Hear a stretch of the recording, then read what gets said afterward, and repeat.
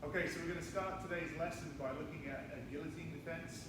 And this is a defense that you use when you're unable to cut the angle and get to the side of the person who has you in the guillotine position.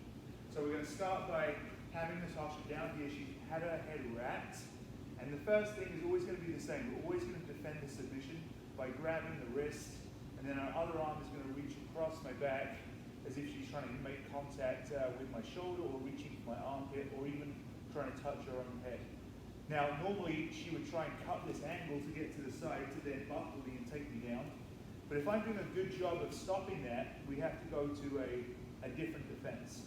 Now, the hand work. This hand right here is going to stay on my back. She's going to have a really good tight grip on my armpit or my gi if she needs to grab my gi.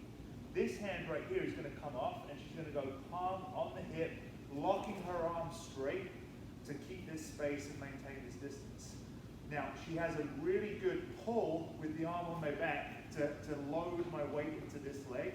And then when she feels that weight shift, she's going to step her leg back and out of the way and use that to then initiate the takedown. Let's look at that again once more. Head is wrapped, initial defense, grab the wrist, go over the back. She can't cut the angle, so she comes back. This hand is going to block the hip, load the hip. She's going to load my weight, and now this leg will step back and around. And she'll use that to take me to the ground, where she can then either use the forearm choke or the long glute choke to free herself from the headlock. So that's our first technique, standing headlock or standing guillotine defense when you can't cut the angle to the side.